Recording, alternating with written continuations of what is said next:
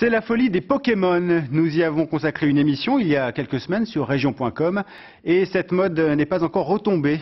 Ces images à collectionner font un tabac dans les cours de récréation, mais aussi dans les salles de classe, et c'est bien le problème. Les élèves sont moins attentifs. Du coup, dans certaines écoles, on confisque ces Pokémon et on envisage même de les interdire. Reportage de France 3 Amiens.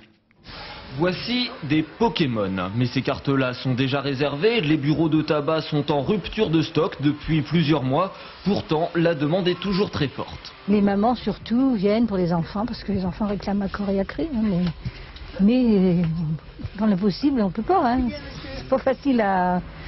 Enfin on essaie de les faire patienter un petit peu. Madame. Au revoir madame. Pour mieux comprendre, il faut aller dans les cours d'école. L'ambiance est frénétique, on y rencontre des gentils Pokémon, des méchants Pokémon. Explication. C'est à peu près comme une bête. Et puis soit que c'est un Pokémon sol, feu, air ou eau. Pourquoi c'est intéressant? Parce que ça passe à la télé.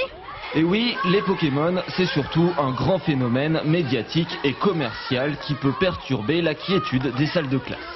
Il y a des échanges entre les images parce qu'il y a énormément de collectionneurs de ces images-là et donc c'est vrai que ça occupe beaucoup leur esprit, hein. Comme c'est petit, c'est très facile de mettre ça dans la poche.